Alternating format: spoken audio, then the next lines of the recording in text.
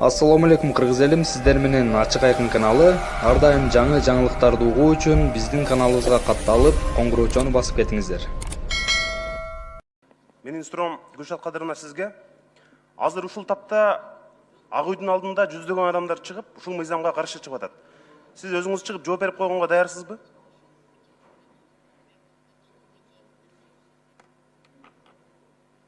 Гүлшат Кадыровна, микрофон бергиле. Спасибо за вопрос. Я вчера каждому практически в соцсетях отвечала на этот вопрос. Я с ними беседовала. Если надо выйти, я выйду. Бул керек. Биз сизден өтүнөбүз. Азыр чыгып, сиз сөзсүз ушул жерде биздин жарандарга жооп берип коюшуңуз керек. Спасибо. Если бы вы обращались с просьбой, просто наши некоторые коллеги пытались спровоцировать вот эти все действия. Я думаю, это тоже не очень корректно. Экинчи суроом өкмөткө. Кантип көзөмөлдөйсүңөр? Бул мыйзамды окуп чыктым мына мен баарын. Кантип көзөмөлдөйсүңөр? Ушундай мүмкүнчүлүк барбы бизде?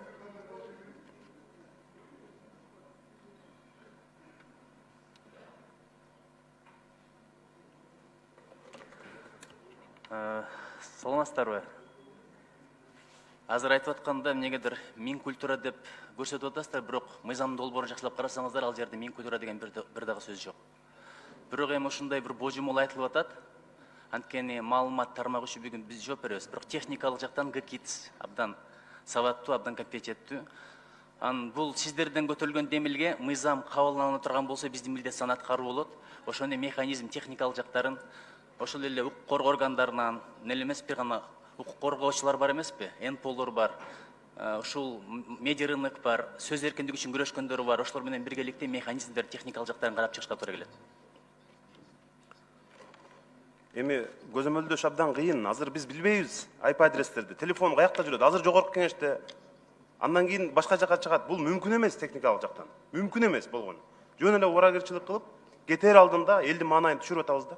Мындай элементарный, жаңылбай турган нерселерден жаңылып атабыз. Системдик жактан абдан мындай чоң катачылык кетирип атабыз. Гүлшат Кадыровна, мына 10-чу статьяны карасаңыз, 1-чи бөлүгүн. Жоопкерчилик болот деп жазылып турат да. Ошо кандай жоопкерчилик болот? Бул мыйзамды кабыл алдык, макул азыр. Депутаттардын көпчүлүгү колдоп берди дейли. Ошол жанагы жалган маалымат тараткан фейктерге кандай жоопкерчилик болот?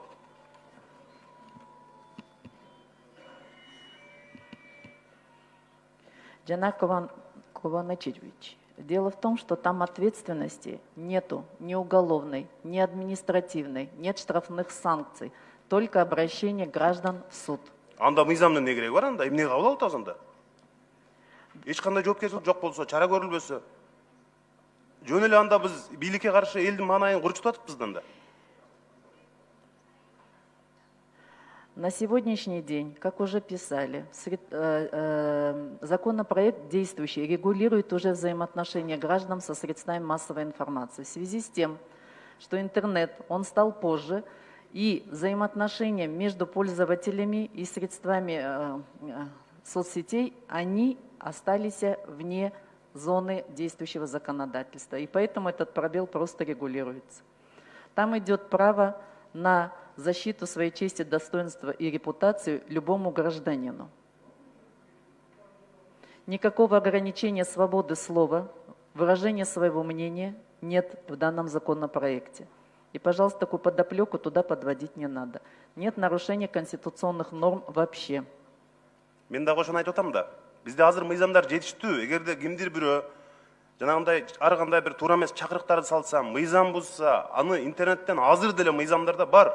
Аны алып келип жоопко тартып атат. Мына өкмөт күч органдары талап келип кечирим суратып атпайсыңарбы эмичи? Эгер өзүнүн атынан жазса, кечирим суратсаңар, анан алар коркот да мисалчы. Ошентип эми билбейм мен, мындай баарыбызды жамандайт. Мына фейктер мени дагы көрдөн алып жерден алып көргө тагат. Бирок биз чыдашыбыз керек да. Саясатка келгенден кийин баарыбыз чыдашыбыз керек да, андан коркпошубуз керек. Ушу 5 жыл ичинде көпчүлүк мыйзамдарыбыз, урматтуу депутаттар, тыйыш керек, чектеш керек деген гана көп маселелерди абдан карадык да. Ушул туура эмес эми, элдин абдан да бир назарынан калып атабыз. Уважаемые коллеги, у меня большая просьба посмотреть. Вопрос идет об идентификации пользователей во избежание действительно наполнение, так скажем, интернет-пространства ложной и недостоверной информацией. Тут ничего страшного нету. Я уже говорила, вас же не смущает, что если вы покупаете сим-карты, вы же идентифицируетесь. В законопроекте, кроме указания фамилии, имя и электронного адреса, другого требования нету. Но это требование нужно для того, чтобы была обратная связь. И каждый гражданин мог бы действительно обратиться по поводу того, что в его адрес какая-то недостоверная информация посылается. Эгерде саясий эркиңиз болсо, Гүлшат Кадыровна, ушул мыйзамды мына акыркы жыйындарды өткөрүп атабыз. Артка кайтарып алсаңыз, абдан жакшы болмок да. Анткени биринчиден бизде Конституцияда жазылып турат, 30-статьяны караңыз, ар ким өзүнүн ой пикирин айтканга укугу бар. Экинчиден мына күч органдары бул жерде отурат, булар азыр айта албайт. Биз ошолорду таап жазалайбыз, бул мыйзам мына мага өкмөттөн эч кандай мындай так жооп болгон жок. Анткени бул мыйзам иштебейт. Ошо иштесе ошол өнүккөн өлкөлөрдө иштейт эле го. Эмне үчүн ошолор техникасы жетишкен, технологиясы жетишкен, ошолорду тыя албай аткандан кийин биз муну бул тыйыш мүмкүн эмес. Анан мындай азыр сиздер мына сотко алып барабыз деп атасыңар. Соттун чечими деп. Бирок биз сотту билебиз да кандай сот экенин. Азыр бул мыйзам кабыл алынса, интернеттеги жана троллдор деп атабыз, фейктер деп атабыз. Мен деле ага каршымын. Бирок ошондой баракчаларды ачып иштеген жалаң оппозициялык маанайдагы адамдарга каршы иштеп баштайт. Бир фейк ачып алып, азыр бирөө бийликти мактаса, силер аны карабайсыңар да. Жөн эле калп жазса, мисалы, экономика өсүп кетти, жогорулады, адилеттүүлүк калыбына келди, абдан жакшы жашап атабыз десе, ага асылбайсыңар. Бул деле жалган маалымат. Бул жерде сиздер бүт ошолдой жанагы IP адрестерди издейсиңер дагы, сындаган, өзүнүн калыс пикирин айткан адамдарды, эми адамдар кааласа сындасын. Сын пикирин айтсын, мисалы, өзүнүн ой пикирин айтсын. Биз ошолорду мына абдан туура эмес жөрөлгө, абдан жаман өнөкөт кылып атабыз. Экинчиден, биз келечекте башка өлкөнүн мыйзамдарынан көчүрүп жазганды токтотушубуз керек. Биздин жолубуз, биздин багытыбыз таптакыр башка. Биз өзүбүздү мындай диктатуралык мамлекеттерге, сөз эркиндиги муунтулган мамлекеттерге салыштырбашыбыз керек. Рахмат. Спасибо, уважаемый коллега. Я бы хотела еще раз отметить, что все-таки борьба с фейками – это значит предлагать методы и меры, способные защитить определенное жизненное пространство человека. Это справедливо, потому что любая неправда может привести к серьезным социальным последствиям. Поэтому каждый человек, прежде чем размещать очередной слух или недостоверную информацию, я думаю, должен задумываться. Нельзя допускать, чтобы под прикрытием свободы слова под маской скрывались люди, цель которых искажение правды, дестабилизация в обществе, сеяние паники и обливание грязью других людей. Я уже говорила, что конституционные права, они не рассматриваются в одностороннем порядке. Если вы указали статью Конституции, которая дает право на выражение своего мнения, также есть статья 40, которая говорит о том, что каждый имеет право на защиту своей чести, достоинства и репутации. И то, что вы сказали, что списыванные законы, но, извините меня, есть модельные законы, которые применяются во всех странах, и они не являются ни плагиатом и ни списыванием законов, потому что законодательное пространство, оно должно быть тоже единым. И если мы стремимся работать в мировом сообществе, в европейском сообществе, в рамках ЕАЭС, у нас законы, они адаптированы. Спасибо вам большое еще раз за внимание. Чоң рахмат, урматтуу депутаттар.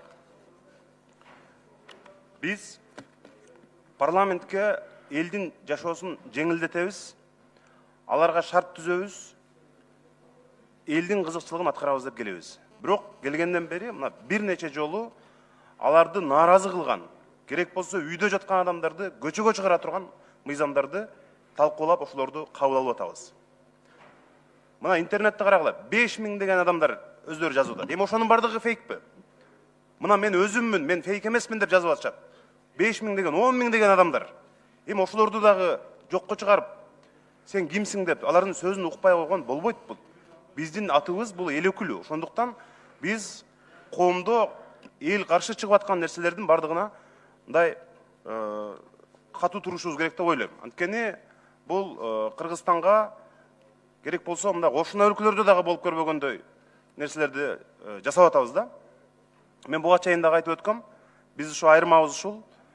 Кайсыл бийлик болбосун, кайсыл парламент болбосун, келгенден кийин элдин сынына, интернеттеги сын пикирлерге биз чыдашыбыз керек. Анан ушул фейктерден жабыркады, менин туугандарым ооруп калды, мындай болуп калды деген болбойт. Эгерде сен ушул анча-мынча сынга чычаласаң, ошол сындан корксоң, ошол сындан ооруп калсаң, анда саясатка келбешиң керек. Эгер келгенден кийин биз ар кандай нерселерге чыдашыбыз керек. Мен дагы айтам, жанатан бери, мына 1 айдан бери бизди да ошол эле троллдор түрдүү ыкмаларды пайдаланып, мындай талкалап асылып атышат. Бирок биз андан кемип же бир мындай артык болуп кеткен жерибиз жок. Биз эч кандай мындай саясий жолубузду улантып эле келатабыз. Ошондуктан бул мыйзам, мен дагы бир жолу айтып коеюн, техникалык жактан мүмкүн эмес, иштебейт. Соттагы, Маданият министрлиги дагы эч ким тактай албайт. Бул иштесе бир тараптуу иштейт. Пайдасы жок мыйзамда. Болгону эң чоң жыйынтыгы элдин бийликке болгон нааразылыгын жаратып, ошол жагынан гана силер мындай пикир жарата алдыңар. Араң турган коомчулукту дагы бир сыйра козгодуңар. Мурда ушул Бишкекте гана интернет тарткан жерлерде болсо, азыр бүт региондордо мына бизге эртеден бери кат жазып кайрылып атышат. Эми ушундай учурда биз азыр ушул интернеттеги фейктер менен көрөшөбүз дебей, өкмөттүн бир антикризистик планын талкууласак болот эле. Урматтуу өкмөт, ошону алып келген жоксуңар. Казакстан, мына Тажикстан уже жанагы пособие алган үй-бүлөлөргө ар бирине Казакстан $90, Тажикстан азыр $50 таратып баштады. Анткени элде акча жок. Экономиканы жандатыш үчүн мен башында өкмөткө айттым эле. $50 болсо дагы, 5000 сомдон болсо дагы биз элге акча киргизели. Пособие алгандар ошол акчаны алсын, кичине соода жүрсүн, элдин колуна акча пайда болсун деп. Аны алып келген жоксуңар. Кайдагы бир пайдасыз нерсени талкуулап отурабыз. Биз буга каршыбыз.